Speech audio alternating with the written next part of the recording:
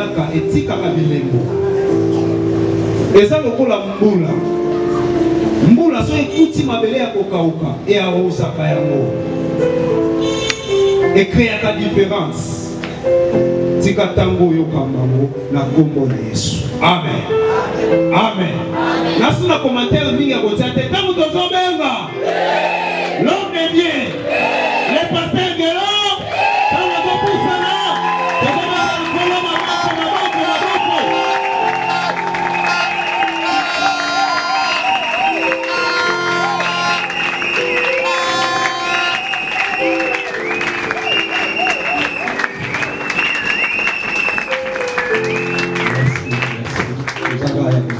S'il vous plaît, nous autant ma combinaison dans mon canal, il y a 2 Rois chapitre 7. Sur la CPD, tous à la caille, à côté ma peau, la télé, ça me sous ma l'année, ma routine, ma combinaison. Amen. Donc, là, mon message, nous pas une habitude à Paris. Tout à l'heure, ma commis à côté de ma première passage. Et on a souhaité, avant que tu fanda, tout à l'heure, 2 Rois, chapitre 7. Verset 3 jusqu'à verset 9. Je vais lire la parole au nom de notre Seigneur Jésus-Christ. Près de la porte d'entrée de la ville se trouvaient 4 lépreux. Ils se dirent l'un à l'autre: à quoi bon rester ici, attendre la mort? Si nous décidons d'entrer dans la ville, nous y mourrons, car la famine y règne. Si nous restons ici, nous mourrons également. Venez, descendons plutôt au cas des Syriens et rendons-nous à eux. S'ils nous laissent vivre, tant mieux. Et s'ils nous font mourir, eh bien, nous mourrons. Vers le soir, ils se préparent donc à descendre au cas des Syriens. Lorsqu'ils furent arrivés à la limite du camp, il n'y avait plus personne. Le Seigneur avait fait attendre aux assiégeants les bruits d'une grande armée venant avec des chars et des chevaux. Les Syriens s'étaient dit l'un à l'autre: le roi d'Israël a certainement enrôlé contre nous le roi des Égyptes et le roi des Égyptiens pour qu'ils nous viennent nous attaquer, nous attaquer. Ainsi, pour sauver leur vie, ils se levèrent et s'enfuirent à la tombée de la nuit, abandonnant leurs tentes, leurs chevaux, leurs ânes, eux laissant leurs tentes telles quelles. Lorsque les lépreux furent donc arrivés à la limite du camp, ils entrèrent dans une tente où ils mangèrent et buvaient ce qu'ils se trouvèrent, puis ils emportèrent de l'argent, de l'or et des vêtements pour les cacher ailleurs. Ensuite, ils revèrent et pénétrèrent sous une autre tente. Ils prirent ce qu'ils se trouvèrent et allèrent encore les cacher. Puis ils se dirent l'un à l'autre: ce n'est pas bien ce que nous faisons là. Ce jour est un jour de bonnes nouvelles. Si nous gardons cette bonne nouvelle pour nous, et si nous entendons qu'il fasse jour pour la publier, le châtiment nous atteindra. Venez maintenant, allons prévenir les palais royaux. Est-ce que vous pouvez mettre le bazar de la vie? Nous allons parler la parole de la vie. Posez une place à vos femmes, merci. Avant que je commence mon message, je voudrais moi aussi exprimer ma gratitude de notre papa Hubert Muyumba Oyo a Pessingai Pelibaku parce que Zali dimanche à Limoso na koka côté à Liloba bien que ici à Swaki Libaku ya koleka mais Ali premier dimanche na koka koleka na Limoso ya cher alléluia ya mwana na pesi papa merci mingi mais aussi merci na bancien nyoso et puis na équipe nyoso oyo ezali pembeni penza ya pasteur nazali reconnaissant bien que aujourd'hui je sois devenu pasteur mais nayebi ke naza pe na bakulutu nakutaka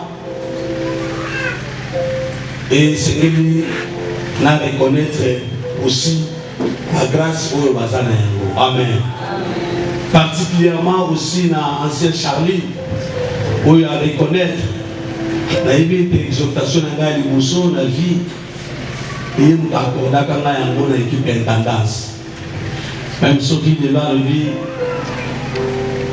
amikomisi to mpe ase considéré comme mwana enga mpe nazo considéré comme kaka mokambi na ngai alléluia merci na humilité mais ngai mpe natalisi yo ke naza reconnaissant soki nazali oyo nazali eza mpe grâce ya mosala oyo osalaki mpe epai na ngai na ekipe ya intendance est ce que eza na baintendant awa eza na bana logistique bazali awa ngai naza fruit ya logistique alléluia onéglige mosala oyo te kaka na mosala ozosala nzambe akoki kotombola yo na yango amen nayebaka te ke jour ozala pasteur na kosuka na kaka na logistique mais lelo na oteya liloba amen église nzambe mpe apakola biso tozali présent naza aussi reconnaissant na biso nyonso amen tozokabola teme na ntongo ya lelo oyo eza intitulé mépriser mais utile. Mépriser mais utile. Et ça n'a vu l'autre ébélé, ma sœur, mon frère. Ton mépris à Kayabo, ton néglige à Kayabo, mais tôt ou tard, ou plus tard, tu as pour rendre compte, il y a utilité dans Yabo. Alléluia. Le lendemain, mon compétent à voir ton mise, ton néglige à ton bois, mais plus tard, nous devons comprendre que Motowana sera qui peut utile. Moto na boakaki, moto na abandonaki, azalaki vraiment utile pour Nangai. Et comme elle a rappelé bateau, Malamini, lokola touti kotanga na kati na makomi ya 2 Rois chapitre 7. Azala méprisé. Mais na kati na mépris oyo ye azako vivre. Zamba zako mona ye utile quelque part. Alléluia. Na bato boki kozala moins de valeur. Okoki kozala sans intérêt. Mais pas ensemble. Ozali na utilité. Alléluia. Mépriser et ça dérivé. Topé yango et outil. Topé zali kolobela mépris. Or ceux qui t'ont kéri koyeba, t'ont kéri kotala dictionnaire. Pour la kososola mot oyo ya mépris. Topé mépriser. Donc on comprend que bazan koye du sabiso moto yaza méprisé. Un homme qui est mépris aza moto yo azo recevoir te attention ya bato. Aza moto oyo bazomona ye sans intérêt. Aza moto oyo bazomona ye sans valeur. Moto aza na estime te liboso na bato. Et bien na kati ya mboka ya Samarie, biplace wapi towuti kotala, ezalaki na bato moko na nombre ya 4. Malheureusement bakombo na bango etangami te. Mais bapesi bango kombo moko ntango mosusu mpe bapesa oyo yango. Bible eyebisi biso te kombo na ye Jean, kombo na ye Pierre. Mais bapesi biso kombo oyo ekolaki bango par rapport ya citation bazalaki na yango. Alléluia. Babengi bango les 4 lépreux. Pourquoi les 4 lépreux? Parce que bazalaki na maladie oyo ya lèpre. Oyo na monoko na biso ya lingala na kanisi babengaka maba soki na bosali te. Et bien donc, le corps bazalaki na maladie wana. Moto elio sayeba ki bango. Akolaki bango na kombo ya ba lépreux. Alléluia. J'espère que yamana peut-être de Bible tu peux suivre sur ba kombo na bango te parce que baza déjà na kombo moko mokili pesi bango. Lolenge moko para mosusu citation moko za ko vivre. Et pour qui peut topé, comment peut kombo na yo? Batosoki balingi balobela yo. Bazomona directement citation za na yango. Les 4 lépreux, na kati na malade. Libota ya Samarie ebimisi bango na libanda ya ville. Pourquoi libanda ya Samarie ebimisaki bango na libanda ya ville? Puisque c'était une loi et c'était une coutume. Depuis le temps de Moïse, ça vous pouvez le lire dans le livre de Lévitique chapitre 13. Moto nyonso azana malade ya lèpre. Akoki lisusu kozala esika moko na bato te. Il faut azala isolé. Il faut exclure. Il faut bimisa ye na mosika ya bato. Et ce jour-là, bandeko yo, tango va se retrouver dans la maladie oyo, il y a lèpre, parce que c'est une maladie infectieuse et qui s'attaque à la peau. Donc, tango libota ya Samarie et moni maladie et moni sami na kati likolo na bapo na bango na nzoto na bango. Bamino biete ezali mo message.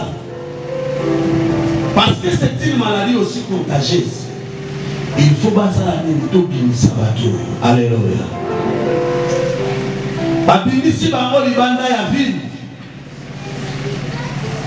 Bazofanda sans affection ya famille. Alléluia. Sans affection ya basi na bango. Quelque part libota ya Samarie séparé qui bango pena ba couple na bango. Alléluia. Libota ya Samarie séparé bango na ba foyer na bango. C'est-à-dire comment qui peut priver ya bango na bango. Comment qui priver ya vivre vie maritale na bango aussi normalement. Alléluia.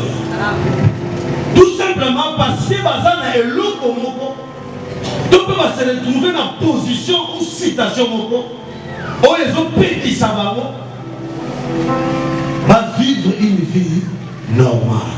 Alléluia.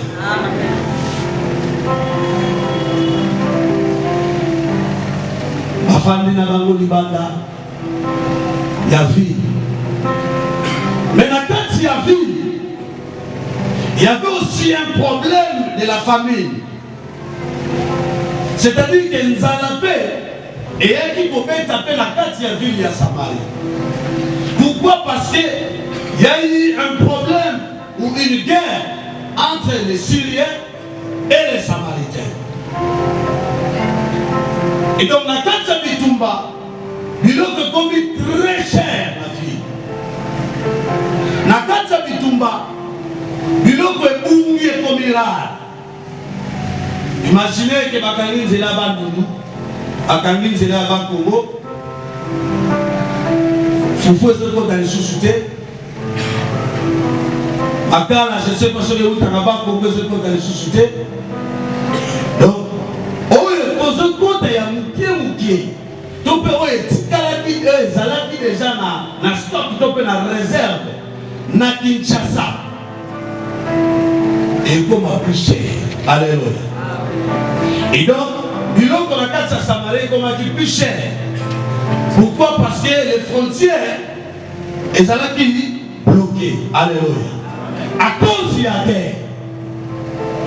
Et donc, famille ne continue la carte à Boka. Et ces 4 lépreux, dans les bandes de la fille, ma femme n'est pas bambi. Alors, je suis dans la parce que la CPLA qui analyse ya bateau. Ma famille parmi l'obi. Mais soki, pour l'obi to pota na kati ya mboka. Tozonga, kolia pesati. De toute manière, to kokufa. Même ceux qui vont accepter qu'ils sont mais et l'on peut relia ezati.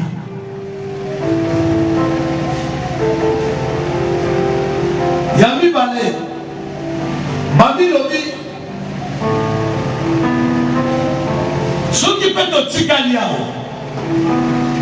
tu vas et cause de la madame, tu es dans mon cas, il y a un Syrie. Tu ne dis pas là-bas. Alléluia.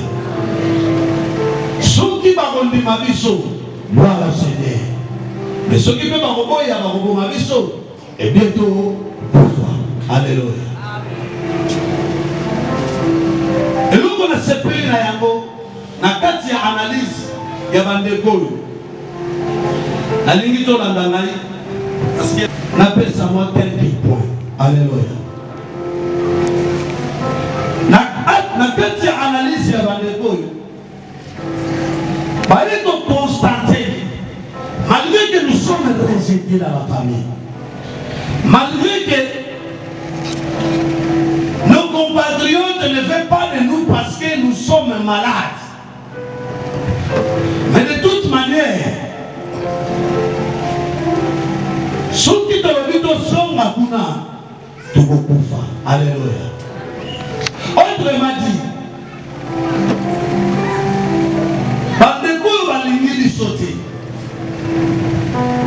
même ceux qui te le disent sont Makuna. Basana va romper les logos et romper sa vie sur eux. Alléluia. Parce que ça les a dans beaucoup. Moment les gens vont souffrir. Donc on va comprendre que bateau le bazar de logos et romper sa vie sauter. Ma propre famille qui me rejette. Ma propre ville ou mon propre pays qui me rejette.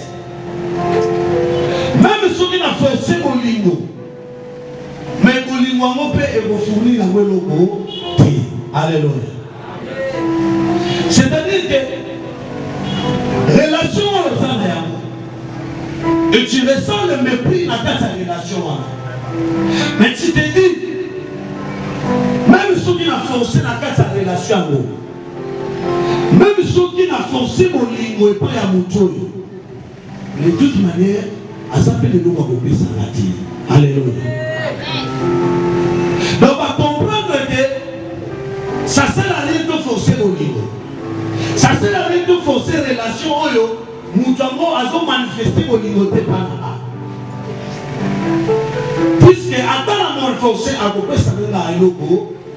Alléluia. Il y a un conseiller de Bomoko. Tombe alléluia.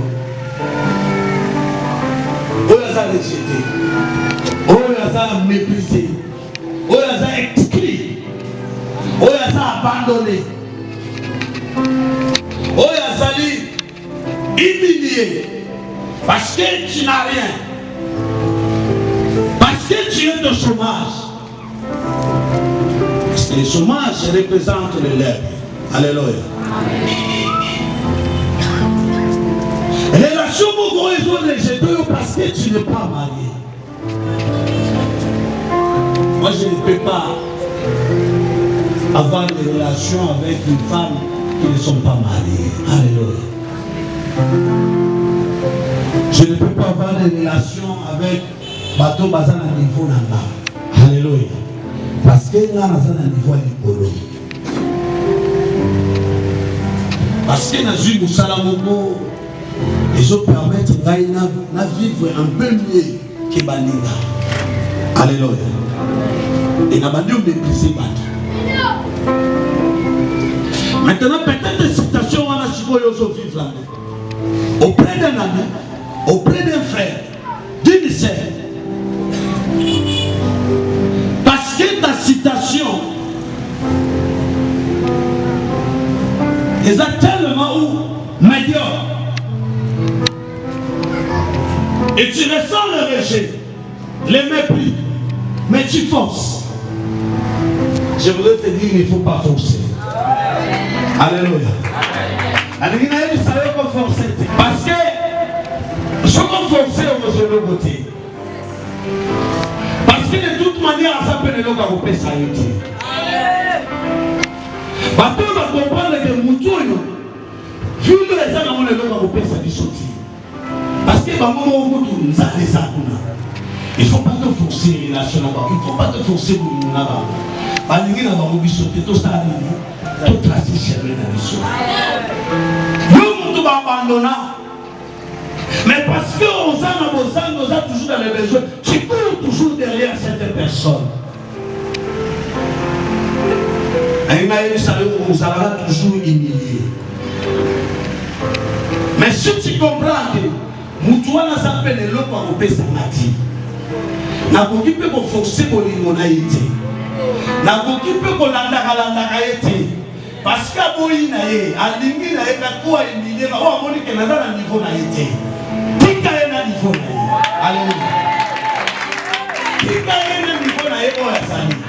Mais tôt ou tard, il comprendra ton utilité. Tôt ou tard, quand on a un niveau Yazali, mais on a besoin. C'est quand le prince ne savait pas que Batou Babou a besoin d'avoir un jour. Alléluia. Balobi. C'est que nous sommes appelés aussi matin. C'est que nous sommes forcés pour nous passer tout le temps. Ma femme de la citation là-bas. Il y a bien mon bazar. Alléluia. Dans la carte de chômage, n'a pas. Dans la carte de célibat, n'a pas. Dans la carte de choléra, n'a pas. Dans la carte de stérilité, n'a pas. Tu es là peut-être que au comment on s'appelle les gens en bas là. Parce que moi, je suis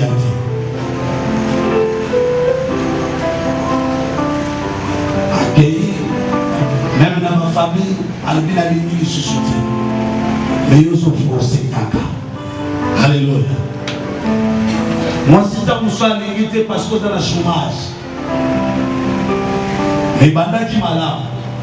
Parce que bateau bazala qui fait la vie, relation paye à malade, n'a pas de Samarie. Alléluia. Mais quand vous avez qui n'a l'air pour une place de relation, il vous déplace. Tu avais une belle vie. Elle était une femme pour toi. Et il était un homme pour toi. Un mari pour toi. Mais le jour où cette situation s'est dégradée, cette situation est basculée. À combien il y a à combien d'adversaires, à juste supériorité du colonel, à bien aligner sous terre, nous offrons aussi. Là, on peut ça le témoignage mon coup. Ana sema moto samela kana ikala. Ano yara hawa. Azaka na libala. Ela lingine yo salute mo malibala. Beba mo karati na mbala yi. Mbala kumla na yi mo karati. Mbala so abo makamu libala. Ti mo musumo bala vitu na ile fwangi.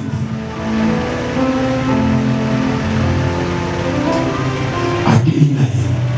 Kaba ki yake kutana na mtu mususu. Ele kami ina nete baboti na mtu wana. Haleluya. Tamu baboti na mtu wana. Mobile aresetaki ye parce que badao motati.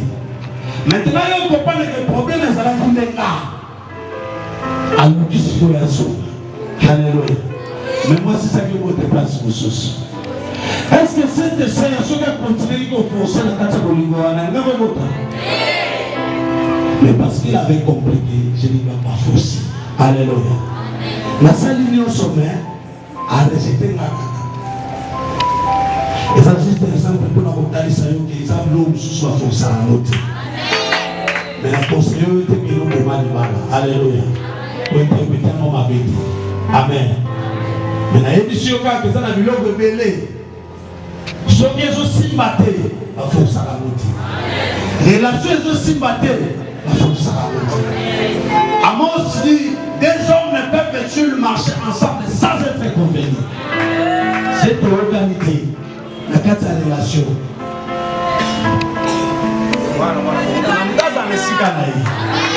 Si tu es à quoi, chose à avoir alléluia. Donc, vous comprenez que ce que nous disons là est aussi parti parce que nous avons fait ça du solo. Alléluia. Donc, ne forcez pas des relations où l'amour n'est pas un point de vue. Tu as une position dans une totale, il y a une compagnie que tu étais utile. Tu es aujourd'hui persécuté, mais tu n'es pas abandonné de Dieu. Tu es abandonné des hommes, mais tu n'es pas abandonné de Dieu. Tu es rejeté des hommes, mais tu n'es pas rejeté de Dieu. Tu es humilié des hommes, mais tu n'es pas humilié de Dieu. Dieu te voit dans la supériorité. Même si les hommes te voient dans l'infériorité, mais Dieu te voit au-dessus d'eux. Voilà pourquoi je voudrais te dire, nous sommes les avatars, nous sommes les armées. Alléluia. Et nous pouvons aller rapidement. Ce que j'ai compris dans la carte d'analyse là-bas. Dans le but, le bateau, le bateau rejeté Bissot.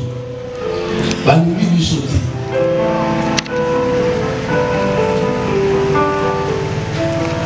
Tokozo bakuna te. Mais tokoki pe kofanda awa te. Parce que ce qui peut t'offrir awa, toko pouvoir. Alléluia. Il faut tout le passer.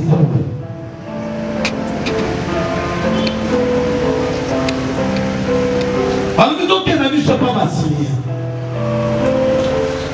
Ce n'est pas mon avis, ce n'est pas mon avis. Alléluia.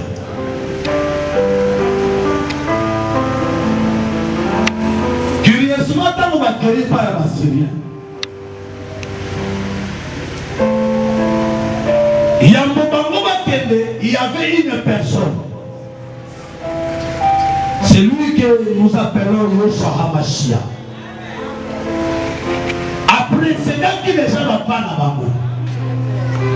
Pour accueillir déjà, pour préparer le terrain. Afin que Batouana n'a pas sang à terre ou pourquoi? Parce que Dieu a compris que Batouana va comprendre que c'est pour Nabango. Et ça, et pas Nabango. Alléluia. C'est pour Nabango et ça y est. La ligne est mise à Motomo, pas au Landana, na Tchongo, alléluia. Si tu es rejeté, si tu es abandonné, ne passe pas de Batounia sur ma part abandonné. Et nous, nous sommes prêts, ça ne fait pas ces aïe. Et ça, la Batomo sous. Le coup là, avec Simba quitté, il pense que, et passe pas de place au pénal au Simba. Alléluia. Combien sont le coup de simbité atikali na négativité que on peut na kosala na mususu pe kusimbati. Alléluia. Et donc il faut pas ça na kati ya mutu na yo. Mais nini yo kotsala mutu na yo? Comprendre que si les gens te rejettent, si le monde te rejette, Dieu est là pour ton secours. Alléluia. Si les hommes te rejettent, Dieu est là pour te secourir. Donc on va comprendre que tous arbres dépendent de cacaté dans la ville. Mais ça n'a pas tout sous peut pas qu'on ça quelque chose pour la vie. Si le premier mariage n'a pas été réussi, cela ne veut pas dire qu'il y a mis balé pour aussi mater. Alléluia. Si le premier commerce n'a pas été réussi, cela ne veut pas dire qu'il y a mis balé pour aussi mater. Première tentative de voyage n'a pas réussi, n'a pas été réussi. Ne pense pas que deuxième peut aussi mater. Moi j'ai coupé au moins 3 ou 4 voyages. Pour les lots, là comme un beau cawana. Je pense qu'ancien Timothée, il peut être témoin. Parce que ma voyage n'a pas permis de partager mon aïe. Ça a été au monde de la mine. En 2004, ça va refuser. En 2006, ça va refuser. En 2008, ça va refuser. Mais 2009, Nathalie c'était là aussi. En Belgique, à Allemagne, à Allemagne, bon, tout est dans Nathalie, ça m'a dit, Maroc, tout ça, on dit, alléluia. Ce qui est resté, il n'y a pas de ressources à Alléluia. C'est vous qui les resté, il n'y a pas de Zamba ou la paille. Mon famille n'a pas resté, l'église est la paille. Voilà pourquoi Christ a dit famille. Alléluia. Parce qu'à l'église, on rejette personne. Alléluia. L'église va rejeter à Moukiti. Et puis l'église, il y a un Moukiti. Tu es rejeté dans votre famille. Tu es rejeté dans votre entourage. Mais chaque-le que l'entourage chrétien ou dans le milieu chrétien, tu vas rejeter aussi. Alléluia. Tu vas rejeter. Et vous êtes parmi nous parce que ton dimanche est en bas. Alléluia. Nazaka Tinabino parce que mon dimanche est en bas. Alléluia. Donc, Narina Samotomoko, c'est pour naïe. Il faut que ça ne pas ensemble. Il faut qu'à ceux qui ont similité et place sur ce groupe aussi. Au titre de la pauvreté, la négativité qui a le simba qui est similité. Le monde similité n'a pas d'accord. Alléluia. Et troisième analyse, on ne comprend pas une abango. Balobi, tout ce qui est ne pas basculer. Ce n'est pas un biso basalani. C'est pour que tu biso te vivre, ton vivre. Alléluia. La quatrième analyse, on allait comprendre que ces hommes avaient du courage de prendre le risque. Balobi, ceux qui te recouvrent, ceux qui parlent au Mabiso, mais au moins tout ça dans le retour.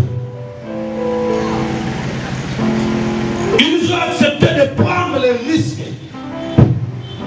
Et ils ont pris le courage de prendre les risques. Ce qui nous fait défaut des fois, c'est ça. Les chrétiens, Tolinginsa, Tozana foi, Tobonde Laka. Mais quand il faut se risquer de nous on s'est retiré. Alléluia. Amen. Oh, même qui les a qui ne risque rien. Alléluia. Si tu ne risques pas dans la vie, alléluia.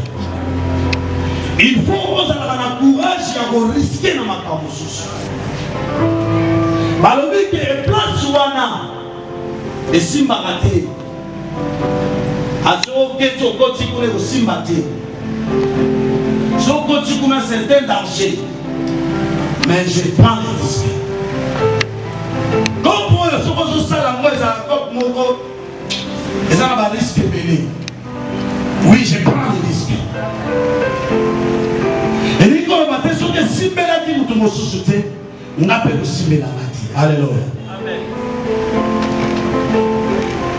Si tu sais que quand tu as place, mon gars, il y a des choses. Bareba boya qui est. Et dit qu'on va te dire qu'il y a un peu de boya. Prends le risque. Alisi kakaka. C'est bon, c'est un risque. Je voudrais vous dire que Nagoka Moussabino, Yesu pas un risque. Pour nous à la sauver. Alléluia. Quand ma poussani liboso, abandi komona liwe bandi koya pembeni, yebo kwa leli. Alors tata. Est-ce que Moïse a tout le monde là petit loco ou faoué? Mais toute sa volonté la Jérusalem. Alléluia. Et ça va qui risque pour aller. Pourquoi? Et ça n'a pas tout le lot. Après ça le message. C'est une bouffe. Regardez là. Troisième jour, on va ressusciter. Est-ce que va ressusciter? Bakunda bakunda libéré. Alléluia. Donc c'était un risque aussi pour Jésus de mourir, être enterré pendant 3 jours avec l'espoir que n'avons quoi. Les choses qui se font à ses qualités. Vie n'a été bête. Alléluia. Mais il a pris le risque. Adna Kendega. La Sénat Kendega n'a pas fait 3 jours avant. Total 3 jours avant, c'est qu'il est décalé. Alléluia. Et risque qu'il y a soit, il y a moins de l'eau pour la porte à l'eau. Risque qu'il y a soit, il y a moins de l'eau pour la porte à l'eau. Il y a moins de l'eau pour la porte à l'eau. Et s'il n'avait pas pris le risque, Ranayoto a toujours emprisonné à diable. Alléluia. Donc, quelquefois dans la vie, il faut prendre des risques. Au lieu que ça dangereux, il camboye, mais il n'a pas tout. Au lieu que ça pensa, nous allons les pieds, nous allons très très glissant. Mais avec la foi, je prends les risques. C'est bon pour moi. S'occuper. Alléluia. Et vous le savez, l'idée des kaki. Alléluia. Et 4e analyse pour finir.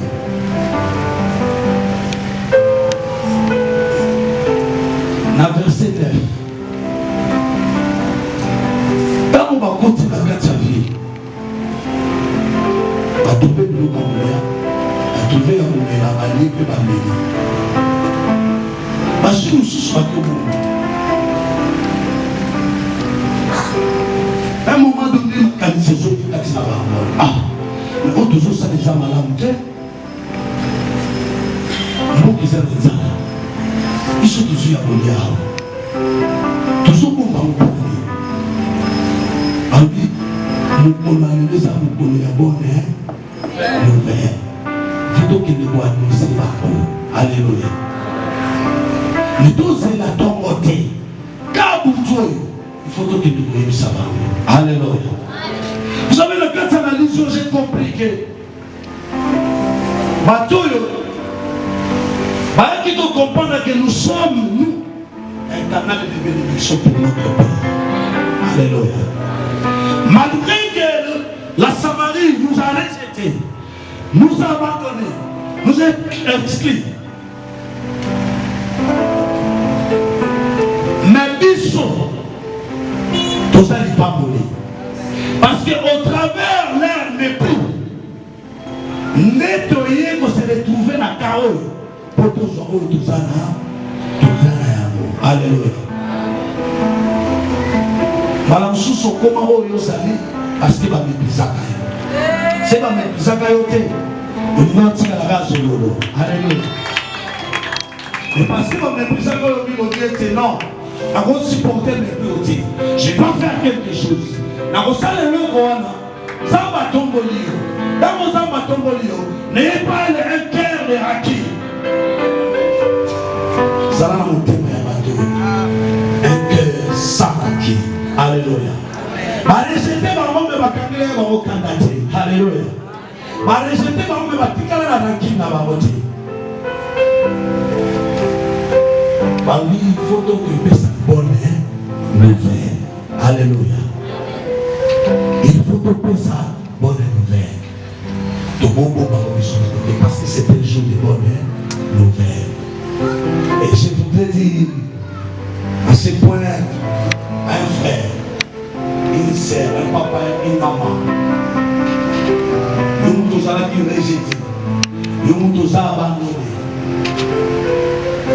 nous tous allons humilier la famille, la moitié, la mobile, l'entourage, parce que vous avez la maladie à sida. Nous sommes et l'ata Congo et l'ata il y a un Dieu. Alléluia. Et lorsque ce Dieu va te ramasser, il te fera un canal de bénédiction pour que les gens qui t'ont méprisé comprennent maintenant ton utilité et comprennent que tu étais utile et tu étais nécessaire pour eux. Alléluia. Persécuté, mais utile. Méprisé, mais utile. Abandonné, mais nécessaire. Je te dis que tu es nécessaire pour ce pays. Même si ce pays t'abandonne, même si ce pays ne fait rien pour toi, mais je te dis que tu es utile. Au travers de toi, un jour ce pays peut sortir de cette situation. Alléluia.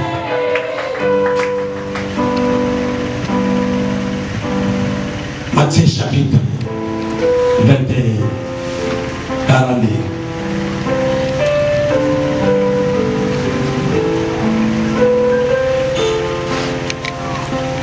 Comme nous sommes aujourd'hui au Bogota, Matthieu chapitre 21, 42.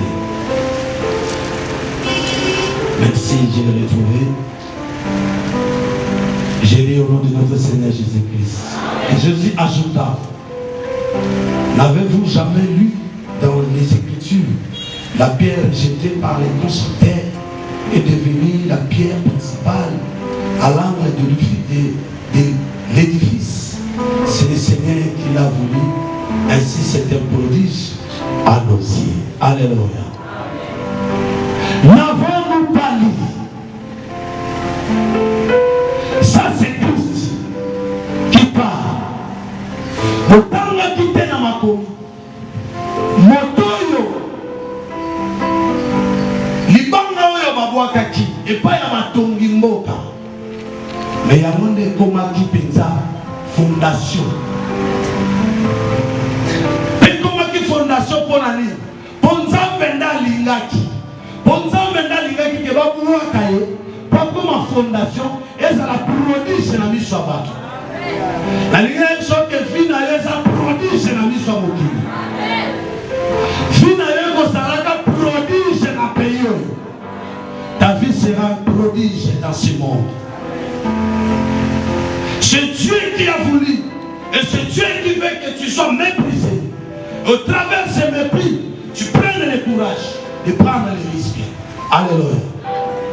Au travers de ce mépris, tu comprends que je ne dois pas forcer une relation. Oh, il faut la tracer. La tracer, c'est la main. Et à travers ce mépris, le Seigneur fait de toi un prodige. Alléluia. Zamba sali na yo bikamwa.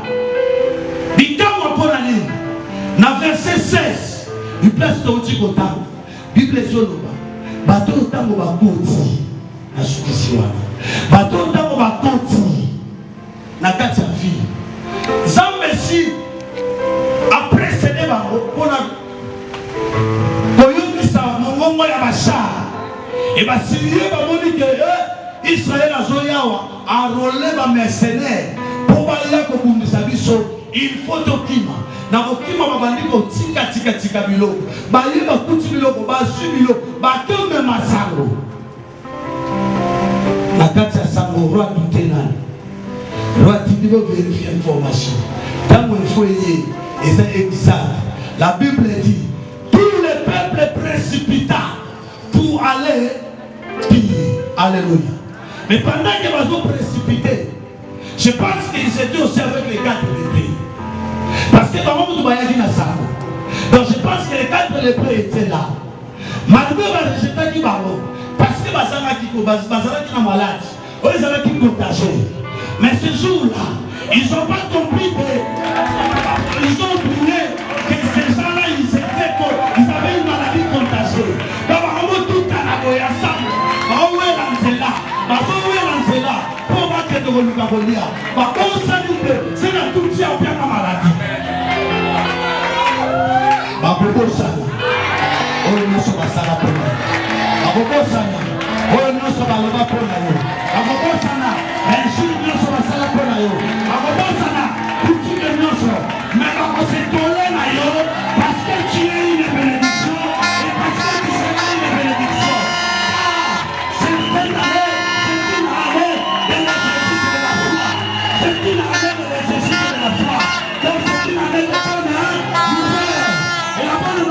Notre papa voyage et je sais que derrière lui il y aura des voyages, je sais que derrière lui il y aura des visas, je sais que derrière lui il y aura des bonnes nouvelles. Je le crois sincèrement. Laisse le Seigneur, tu es tout puissant pour bénir.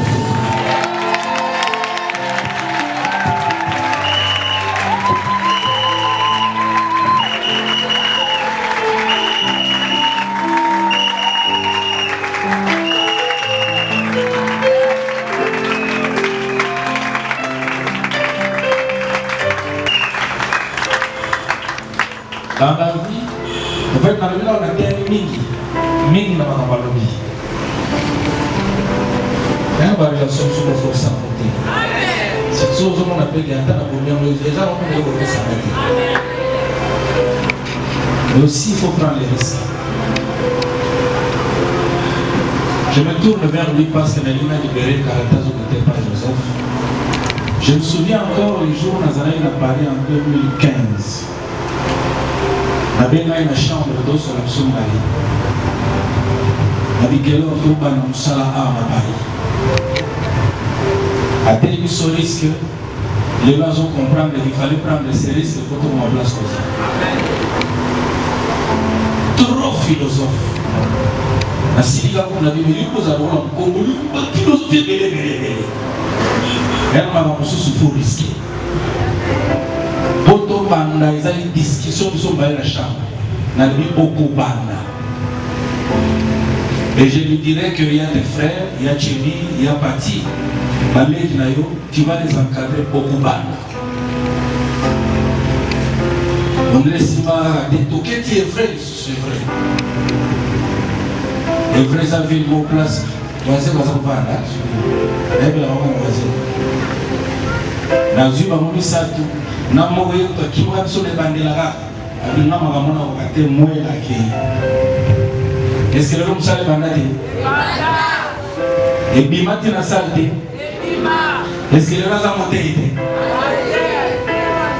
Na boy na pesa commentaire mais na do se retrouver na kachamba. Akatsa ubeta sur mon makas.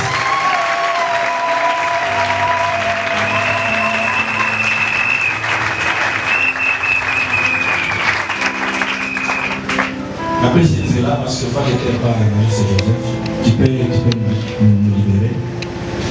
nalekaki mpona profiter naloba quelques deux mots mpona croise.